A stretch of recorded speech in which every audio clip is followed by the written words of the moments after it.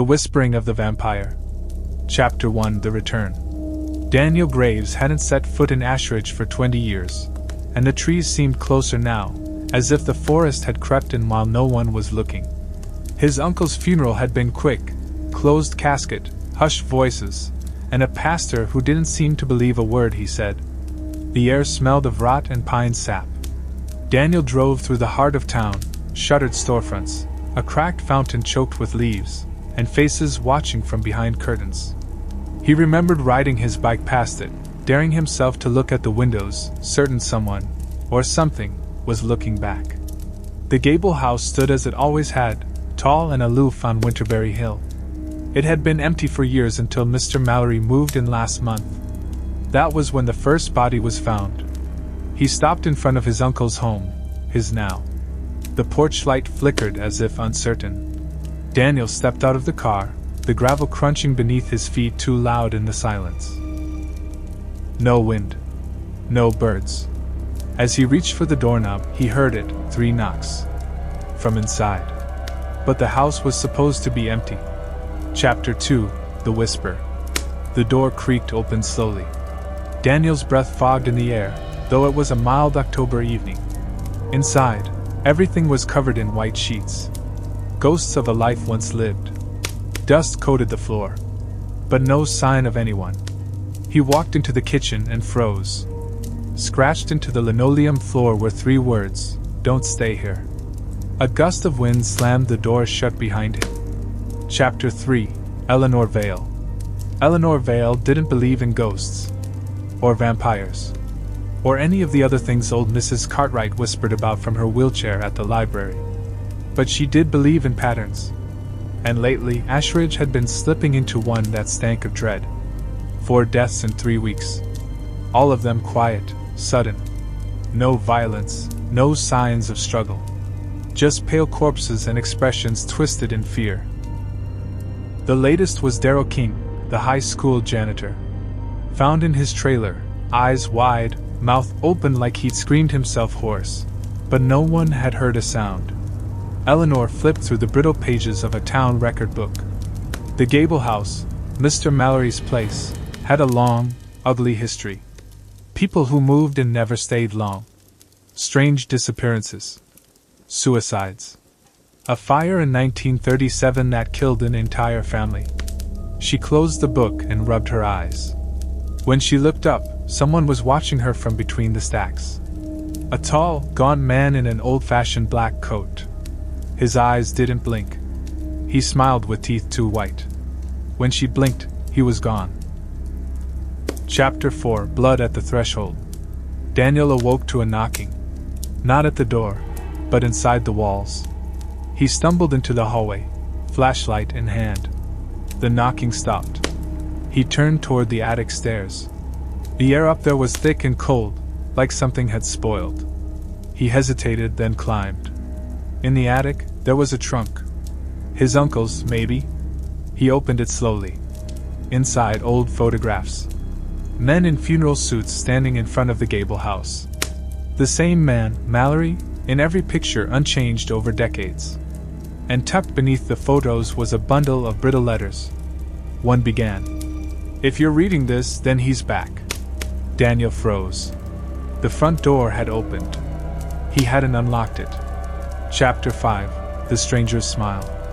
Mr. Mallory was in the kitchen, calmly pouring tea.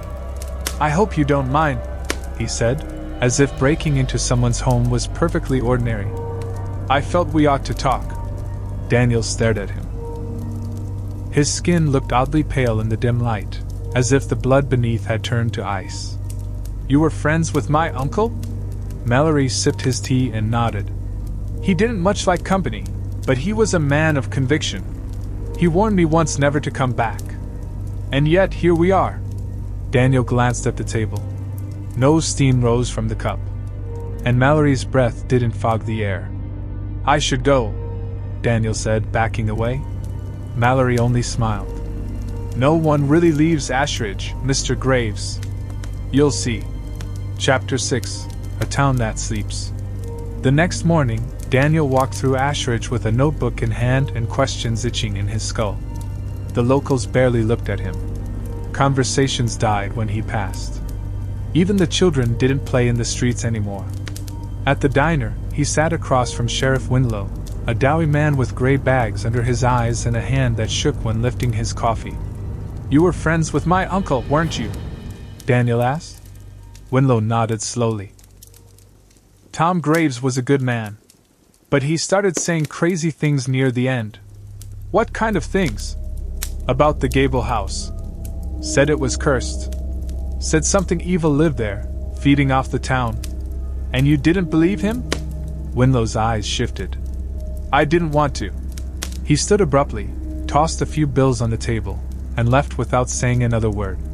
Daniel scribbled a note to himself. Everyone's afraid. But no one says what of. Chapter 7, Library of Shadows.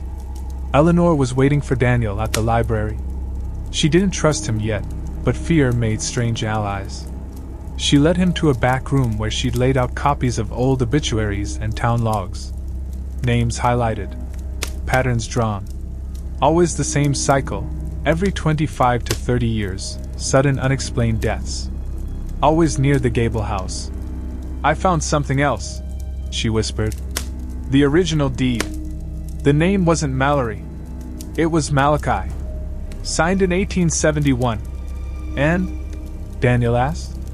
He looked exactly the same. Daniel frowned. "So what are we saying here? He's immortal? Or dead?" she whispered.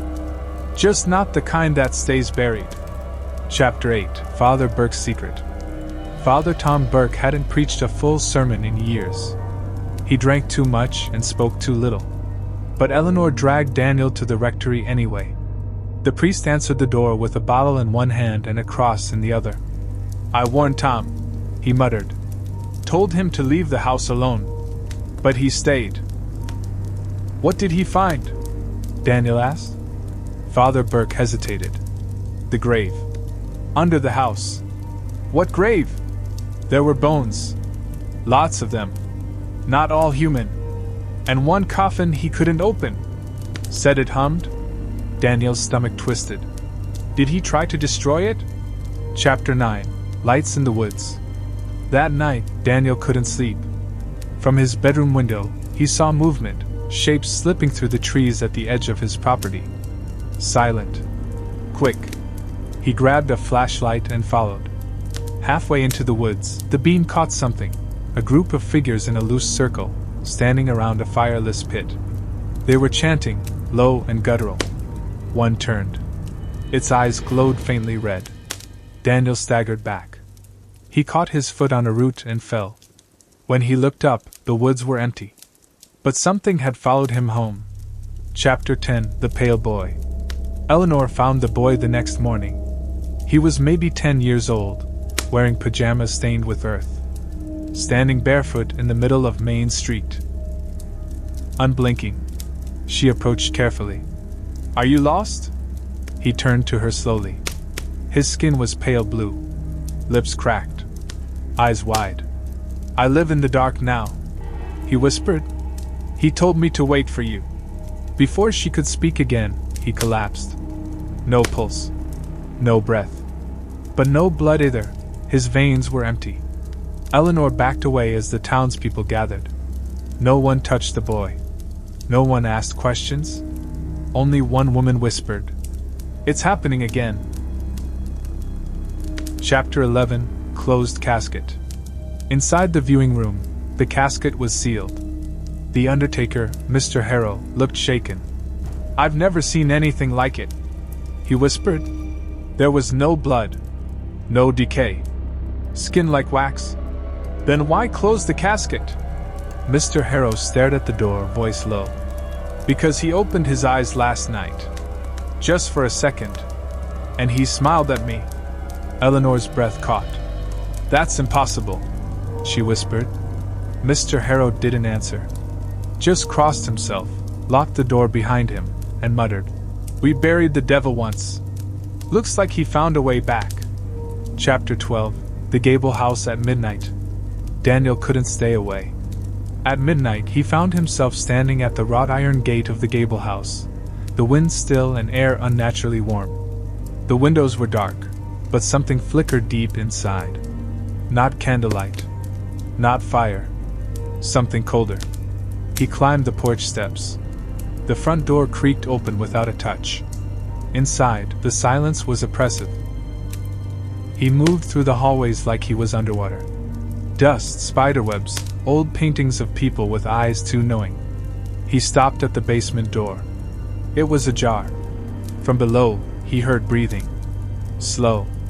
Deep. Ancient. Then a voice. "Come see what your uncle found." Chapter 13. The Crypt Beneath. Daniel descended the basement stairs, each step colder than the last. The floor was stone, not original. The air tasted metallic. He found a false wall, barely noticeable. When he pressed against it, it gave way with a groan. Behind it, a tunnel, carved into the earth. At the end stood a crypt, sealed by rusted chains. Symbols were etched into the stone, symbols Daniel didn't recognize. But one thing was clear. The coffin was still there, and it was humming. He turned to leave, and saw shadows moving behind him. But there was no light. Only the sound of whispering. And the scent of blood. Chapter 14. Eleanor's Theory. Eleanor sat in the library surrounded by maps and records. Every 30 years, she muttered to herself. It's like clockwork. The deaths. The disappearances. Each wave worse than the last. And each time, the gable house was occupied by a man named Mallory. Or Malachi. Or Mailer. Different spellings. Same face. She dug through a box of donated books and pulled out one that hadn't been touched in decades. Bloodlines of the Hollow. There he was. A black and white photo dated 1892. Same pale face. Same black eyes. Underneath, Malachi Vale, convicted for mass murder in Bell County, hanged in 1887. Her hands trembled. Vale. Her family name. Chapter 15. The Letter. Daniel returned from the gable house pale and shaking. He didn't sleep. At dawn, he opened his uncle's trunk again and found a letter sealed in wax. It read, "If you find the crypt, burn it. Do not wait. Do not look inside. If he wakes, the town will bleed again. And this time, it won't stop." There was a postscript, scrawled in shaking ink. "He isn't alone anymore." Daniel's eyes darted to the attic door. He'd left it closed. Now it stood wide open. Chapter 16. Something in the attic. Daniel climbed the stairs, heart pounding, flashlight gripped tight. The attic gaped before him like a mouth, the shadows deeper than before. He stepped inside. The trunk had been moved. The floorboards bore new scratches, long, clawed grooves that hadn't been there yesterday. Something had been dragging itself across the room. He turned slowly. In the far corner, nestled behind an old armoire, sat a child-sized figure. "Who are you?" Daniel whispered. The figure twitched. It turned its face toward him. It was the pale boy from the street. But his eyes were solid black now. "I told you he's coming," the boy said in a voice that wasn't his. Then he disintegrated into ash. Chapter 17. They're watching. Eleanor couldn't shake the feeling that something was wrong with the townspeople. At first, it was just a quiet unease. But now, it was a pattern. Certain people had gone silent. Shopkeepers, churchgoers, the mayor. They moved slower. Their eyes lingered too long. They didn't blink. She tested her theory. At the grocery store, she knocked over a can near Mrs. Rayleigh. The woman didn't flinch. Didn't even move until Eleanor turned away. Then she smiled, too wide, and whispered, "He sees you." Eleanor left the cart behind and ran. Ashridge was changing. And the people weren't entirely people anymore. Chapter 18. The Bell Tower. Daniel met Eleanor at the old church. Father Burke was missing. The rectory was empty, but the door hadn't been forced. Only a broken bottle of holy water lay on the floor. They climbed the bell tower to think. It was the only high place left in town that didn't feel infected. From there, they saw the truth. At least a dozen homes were dark, the windows open. Shapes moved in the yards, figures too pale for daylight. Some crawled. Others stood too still. "They're spreading," Eleanor said. Daniel nodded grimly. "The town's falling." Below, something moved in the graveyard. A hand breaking through the earth. Chapter 19 House Call. That night, Eleanor returned home and found her front door ajar. Her cat lay dead on the floor, drained of blood. Her windows were smeared with dirt, handprints, many of them. She backed toward the door, then stopped. Mr. Mallory stood in her living room, reading one of her books. "You've done a lot of homework," he said without looking up. "What do you want?" she asked, voice tight. "To be left alone," he replied. "But you keep digging. And you're very good at digging, Eleanor Vale. You're not real." He turned to her. His eyes gleamed like wet coal. "Oh, I'm older than real." Chapter 20 The First Nightfall. Ashridge's first true night fell like a curtain. By 10 p.m., the power failed. Streetlights flickered out one by one. Cell phones stopped working. Even the clocks froze, 9:41, permanently. Daniel lit candles and waited by the window, shotgun in his lap. Eleanor sat beside him, book in hand. Down the street, a figure stood in the road. A girl, barefoot, her dress soaked in something dark. She screamed. Not in pain, but joy. Then she ran, impossibly fast, up the side of a house. The silence that followed was worse than the scream. "This is just the beginning," Daniel whispered. Eleanor didn't answer. She was staring at the ceiling. The scratching had started again. Chapter 21 Nesting. The scratching in Daniel's ceiling grew louder, rhythmic, persistent. He and Eleanor climbed into the attic together, weapons ready. What they found stopped them cold. A hole had been burrowed through the far wall, leading into the house's old ventilation system. Inside were bones, small ones. Rats, birds, maybe even human. At the center of the space lay a figure curled in sleep. Its skin was translucent. It twitched as they watched.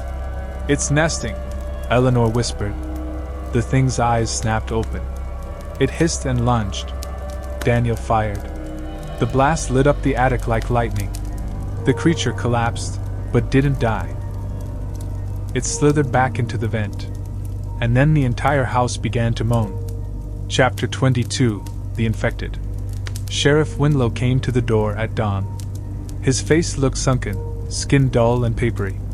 Daniel raised the shotgun instinctively. Winlow lifted his hands. "I need help. They've taken my wife." Daniel let him in, but kept the gun ready. Eleanor watched the sheriff closely. "What happened?" "They came for us last night," whispered through the walls. "Lisa followed the voice into the woods. I couldn't stop her." Daniel noticed the sheriff's hands. The fingernails were black. "Sheriff, how long were you out there?" Winlow hesitated. Eleanor stepped forward, raising her crucifix. "Show us your teeth." He smiled. "Too many. Too sharp." Chapter 23 Fire and Salt. Winlow attacked. Daniel barely pulled the trigger in time. The buckshot tore through his shoulder, but the sheriff didn't fall. He kept coming. Eleanor grabbed a jar of salt and flung it into his face. The effect was instant. Smoke rose from his skin, and he screamed, clawing at his own eyes. They doused him in lighter fluid and set him ablaze. It took 7 minutes for him to stop moving. Daniel threw up afterward. "Salt works," Eleanor said, breathless. "We need more. And holy water. Garlic. Anything they used in the old stories. Is that enough?" "No," she said. "But it's all we have."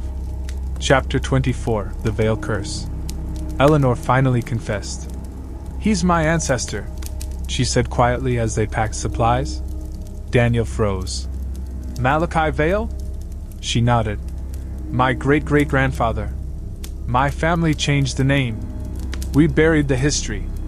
But I've always known something was wrong in our bloodline." Daniel sat down heavily. "Why didn't you tell me?" "Because I thought I could fight it." I thought research and faith in books could stop him. But now I wonder. Wonder what? If part of him is still in me. Daniel looked at her. The fear was real. So was the guilt. Then help me end him, he said. Chapter 25, Beneath the Church. They broke into the church that night. The town was silent, but too silent, like something was listening. The chapel was empty. The altar torn apart. But Father Burke had left a map hidden beneath the pews, a drawing of catacombs beneath the foundation, marked with a symbol, a sun devoured by shadows. They pried open the stone hatch beneath the altar and descended. The tunnels below were choked with bones. Eleanor held up her lantern. Look at the walls. Faces. Hundreds of them.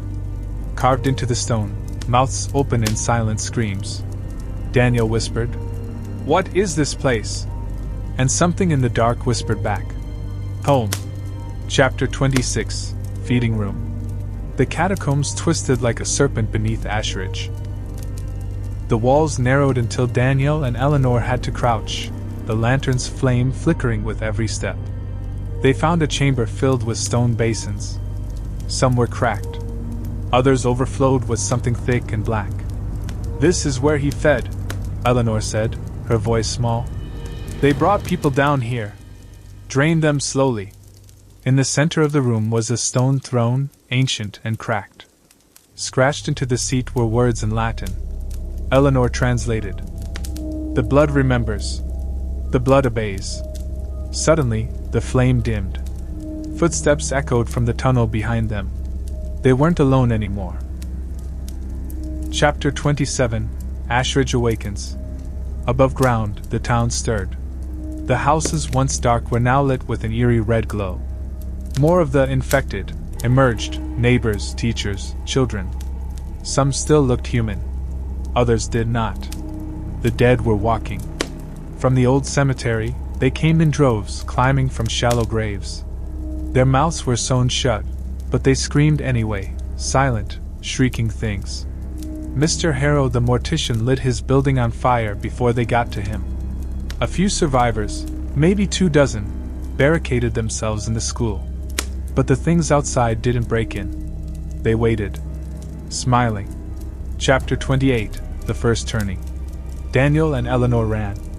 Whatever followed them in the catacombs moved fast and without sound. They burst through a narrow stone archway and found themselves in a small chapel, forgotten, buried. And there, slumped at the altar, was Father Burke. Alive. Barely. His eyes fluttered open.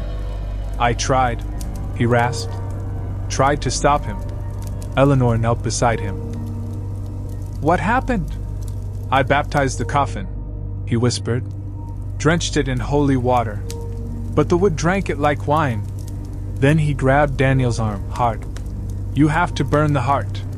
It won't die unless the heart is ash." His body spasmed. And then his skin began to change.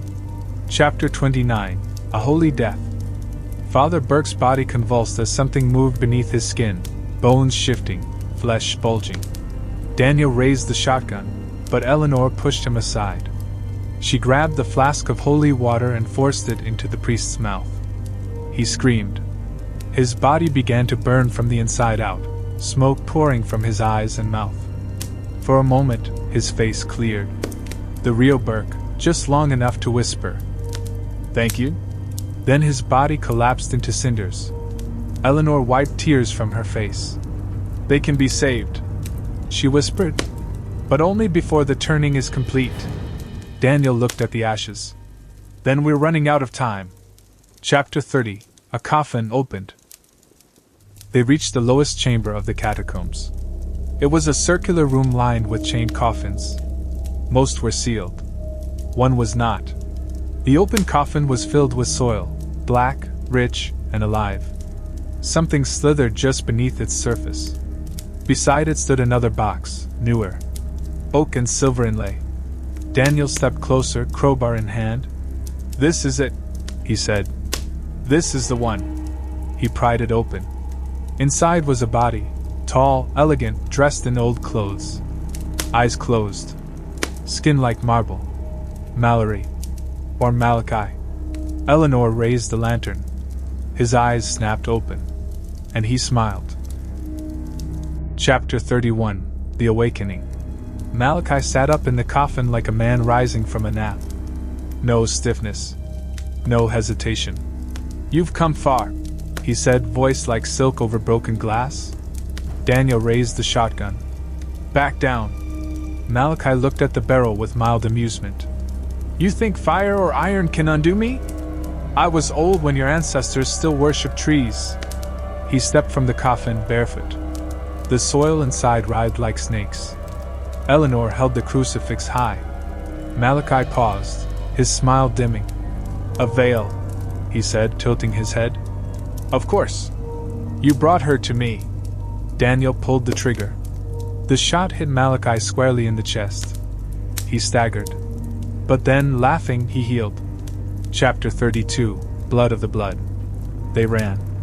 Malachi didn't pursue, not yet. He seemed amused by the chase. He didn't expect the cross to burn, Eleanor said as they fled the catacombs. "He's afraid of something." "Then why didn't he stop us?" "Because he doesn't need to." They emerged into the ruined church, morning light bleeding through shattered stained glass. Ashridge was unrecognizable. Smoke rose from burning homes. Preachers skittered along rooftops. And people, still alive, were being rounded up. Herded. Held. Eleanor stared down at her bloodied hands. "I have his blood," she whispered. "What if I'm the key to stopping him?" Daniel didn't respond. Because part of him agreed. Chapter 33: The Survivors' Pact. The school had become a fortress. Inside, a group of survivors clutched weapons, homemade crosses, and bags of salt. Among them was Mara Holloway, a retired nurse with a bat wrapped in barbed wire.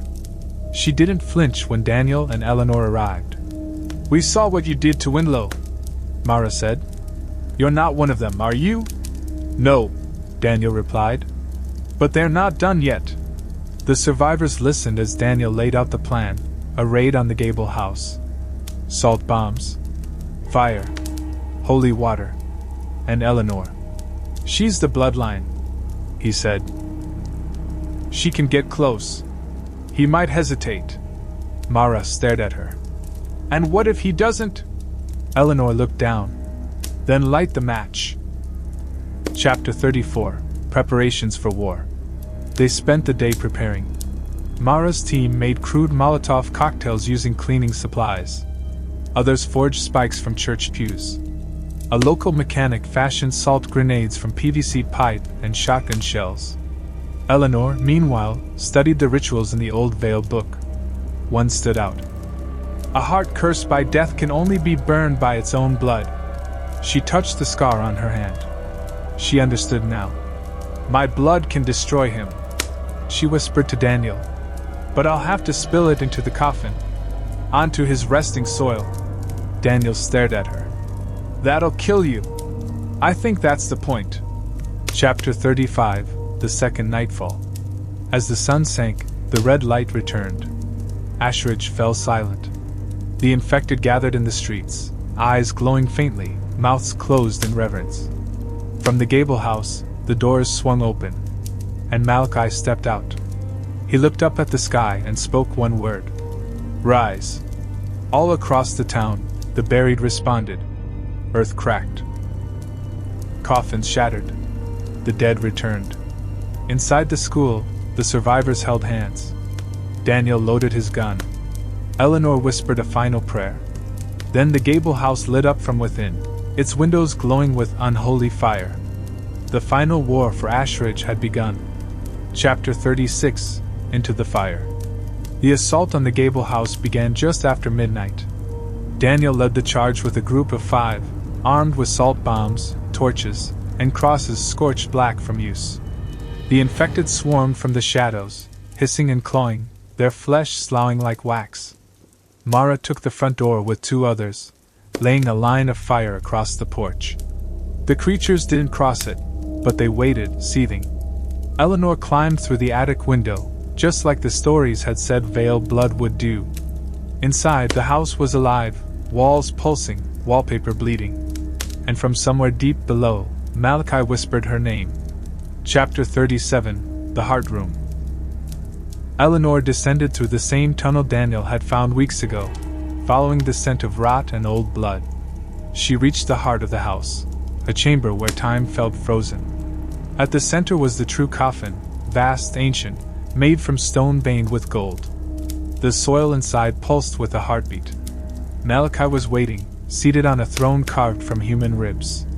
"You were always meant to return," he said. "Blood calls to blood." She stepped forward, knife in hand. "And blood can end this." He rose slowly. "I'm older than endings." "Then meet mine," she whispered, and slashed her palm. Chapter 38, The Blood Offering. Eleanor's blood struck the soil like acid. It hissed and writhed, eating into the black earth. Malachi screamed, not in pain, but rage. He lunged for her, fangs gleaming, eyes wide. Daniel crashed through the wall just in time. He hurled a salt bomb at Malachi's feet. The explosion filled the room with burning white fire. The vampire recoiled, flesh blistering. Eleanor collapsed beside the coffin, bleeding into the soil. Her vision dimmed, heart slowing. But the earth continued to drink. The room began to shake. Cracks split the stone. Malachi's voice thundered, "You will not unmake me!" And then, his body ignited. Chapter 39, Ashes. The gable house exploded into flame. From the outside, the survivors watched as the inferno rose, lighting the sky like a second dawn. Screams echoed from within, some human, some not. Daniel dragged Eleanor out just before the roof collapsed. She wasn't breathing. Mara knelt beside her, checked her pulse. "Faint," she said. "But still there." Daniel held her hand as the house burned. In the fire, they saw them, shadows writhing, clawing at unseen chains. And in the center, a man-shaped figure fell to its knees, burning. Malachi Vale, ancestor, demon, king, was reduced to ash. The spell was broken. Chapter 40, The Morning After. Ashridge was silent again. The infected collapsed at dawn, their bodies crumbling to dust. The sun returned, pale but steady. Birds sang again. The survivors buried their dead in the clean soil. They salted the graves, just to be sure. Eleanor woke 2 days later. Pale, weak, but alive. She remembered everything. "I saw him die," she whispered. "But I don't think he's gone." Daniel stood beside her, hand on her shoulder. "We burned the heart." "Not his," she said softly. "Mine." She pulled back her sleeve. A mark, black, faint, but growing, curled over her wrist. Something had been left behind. Chapter 41, The Mark Grows. Eleanor tried to hide the mark. It began as a small crescent near her wrist, but by the third morning it had spread, veins of black inked across her forearm like roots digging through flesh. Daniel noticed when she dropped a cup. Her hand had gone numb. "How long?" he asked. "Since the blood touched the soil," she admitted. "It didn't just burn him. It opened something." Daniel reached for his crucifix. "Does it hurt?" "Not yet." That night, she dreamed of the crypt again. Only this time, she wasn't walking through it. She was buried in it. Chapter 42, Survivors and Liars. Ashridge was rebuilding. The church bell rang for the first time in weeks. Survivors cleaned streets, burned what needed burning, and tried to forget. But something was wrong. Mrs. Janey, the school librarian, had never returned. Neither had half the children from the Lower East End. Worse, 2 newcomers had arrived. A couple, smiling too wide, claiming they'd been out of town. Their eyes didn't reflect light. Mara didn't buy it. She took them to the church and poured holy water in their tea. They drank it without flinching. But later that night, she found their footprints in the graveyard, barefoot, no scent. Chapter 43, The Journal. Daniel found a journal while clearing the ruins of the gable house. It was bound in human leather. The first entry was dated 1631. It belonged to Malachi Vale. It chronicled his arrival from Europe, His first feeding, the ritual that allowed him to cheat death. But one passage stood out. Should my body fall, let my blood seek the seed. She will rise. She will carry what I could not. Daniel dropped the book. It wasn't just a warning. It was a prophecy. And Eleanor was the seed. Chapter 44, Hunted. They came for her on the 6th night. 3 survivors, once friendly, now pale and whispering. They crept into Eleanor's room with blades and salt, murmuring about cleansing the root. Daniel arrived seconds before they struck. He killed one. The others fled, screaming. Mara tended Eleanor's wounds. They think you're the next vessel, she said. That veil's inside you. He's not, Eleanor whispered. But something is. The mark on her arm pulsed. It had reached her shoulder now. I can hear voices, she added. Not his. Older. Daniel clenched his jaw. We end this. No matter what it takes. Chapter 45, The Book of Teeth. Eleanor followed the voices. They led her to the forest's edge, where an old tree stood, hollow, blackened by lightning. Inside, buried beneath roots, she found it. A book made of jawbones and sinew. The Book of Teeth. She opened it with trembling fingers. The pages were written in her ancestor's hand, but not ink. Blood. Dried and ancient. The final spell was unfinished. It required willing sacrifice. A veil, heart torn open on hallowed ground. Eleanor closed the book. She knew now, Vale had never planned to live forever. He wanted to be reborn. Through her. Chapter 46, Stranger at the Gas Station. The old gas station at the edge of town hadn't worked in years, but the pump lights flickered on at dusk. Ralph Grady, the night caretaker, went to check it out, figured it was just another weird surge since the Gable House fire. That's when he saw the stranger. Tall. Pale. Dressed in a funeral suit decades out of style. He didn't speak. Just smiled and tapped a long finger against the glass. Ralph backed away. The stranger pressed something to the window, a human tooth, still bloody, and whispered, "She's waking." The lights died, and Ralph was never seen again. Chapter 47, The Hollowing. Eleanor stayed hidden in the old Vale barn, away from town, away from herself. Daniel checked her arm. It was nearly black to the shoulder. She hadn't slept in days. "They're watching me," she said. "The dead. The ones he fed on. They want me to finish it." He didn't ask what it was. Outside, the trees shifted. Not with wind, but with figures. The infected had returned. Not as they were before, but hollow. Their eyes gone. Their mouths sealed. They gathered around the barn, silent and still. "They're not here to feed," Eleanor whispered. "They're here to follow." Chapter 48, Midnight Mass. Mara gathered what was left of the town in St. Agnes Church. 27 people. She stood before them, worn and bruised. "We made it through hell. But it left the door open. We have to choose now, faith or fear." Someone shouted. "And what about her?" All eyes turned to Eleanor as Daniel helped her through the door. She looked like a ghost, skin pale, eyes hollow, but she walked on her own. "I'm still me," she said. "But I won't be for long." She pulled out the Book of Teeth. "We can bury him again. Seal it this time. Then let's do it," Mara said. And the doors blew open. Chapter 49, The Thing Beneath. The survivors marched toward the old Vale cemetery, torches in hand, prayers whispered like weapons. Eleanor led them. The graveyard moaned as they approached. Graves shifted. The earth pulsed like a heartbeat. At its center stood a cracked stone slab, Malachi's true grave. The soil trembled. The slab split. And from beneath, something rose, not Malachi, not fully. It was made of many, faces fused, bodies twisted, eyes staring in every direction. All his victims. All bound to him. It reached for Eleanor, its many mouths crying one word. "Mother!" She stepped forward. and opened the book. Chapter 50. The Rite of Unmaking. Eleanor read the final spell aloud. Her voice was calm, steady, but her eyes bled black tears.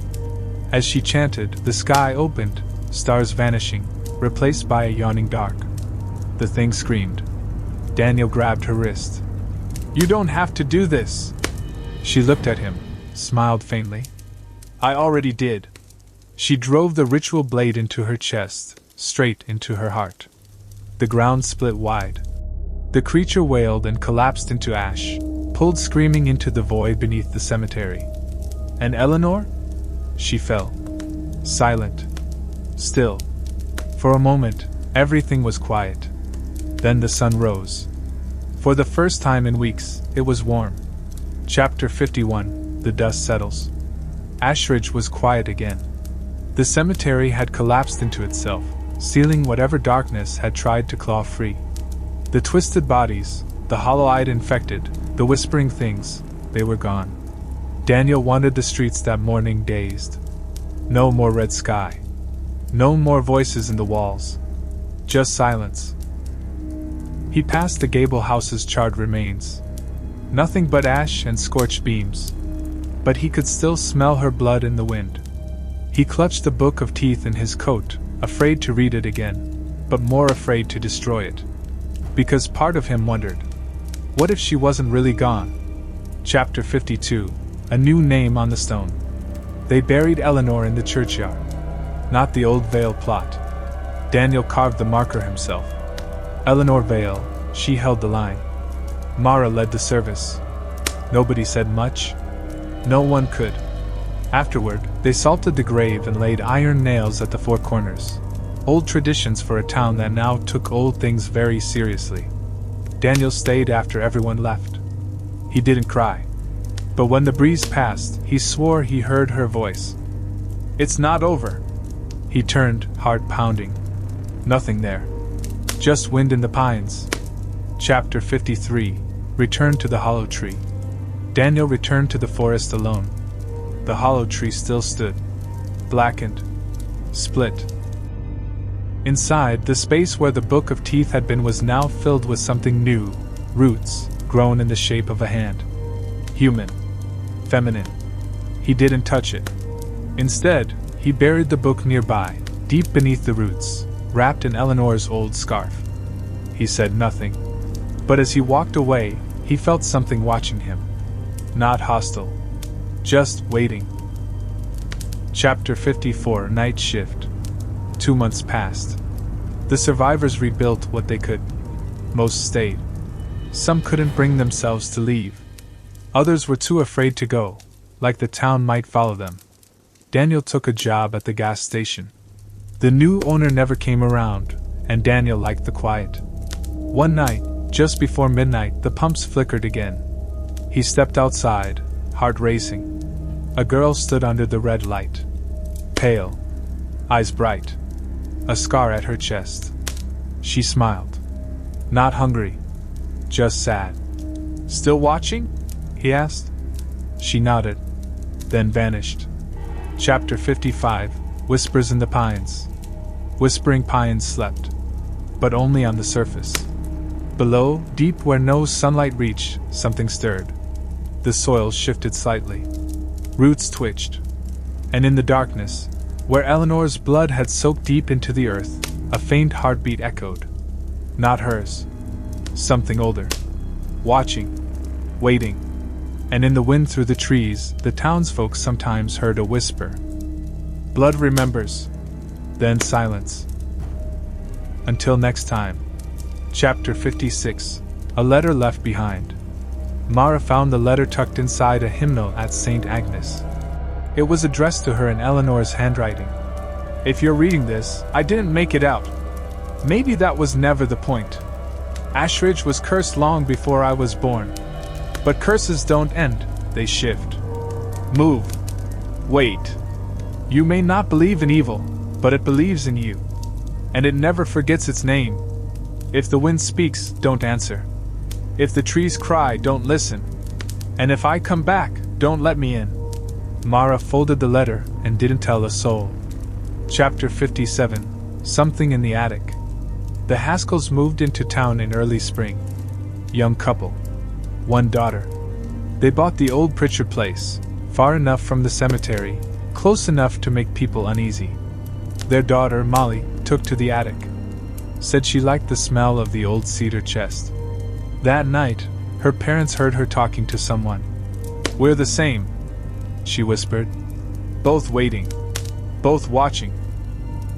They chalked it up to imagination. But later, when they peeked into the attic, the chest was open. Inside were teeth. Small ones, still wet. Chapter 58. Shadows at the Crossroads. Daniel left Ashridge. Drove west until the trees looked different, and the air didn't smell like pine and blood. But in a small town in Arizona, he saw something that made him stop cold. A poster taped to a power pole. Missing girl, Eleanor Vale, 18 years old. It was dated 3 weeks ago. Same face. Same name. Different life. He asked around. No one knew who put it there. That night, he dreamed of a tree full of teeth. And a heartbeat that wouldn't die. Chapter 59. The Girl Who Didn't Burn. Back in Ashridge, they whispered about the girl who died. Some swore she was a martyr. Others said she was a witch. A few believed both. But a child named Isaac claimed he saw her in the woods, barefoot and humming. She had red eyes, he said. But they weren't angry. Just tired. Tired of watching. Tired of waiting. And when he asked who she was, she leaned down and whispered, "I'm what's left." Chapter 60. Final Vigil. The town still holds a vigil every year. They gather in silence beneath the pines, leaving offerings at the collapsed cemetery gate, crosses, garlic, old family photos. No one speaks her name anymore. Not out loud. But they never forget. Because Ashridge learned the hard way. The dead don't always stay buried. And some hearts keep beating. Even after the blood runs dry.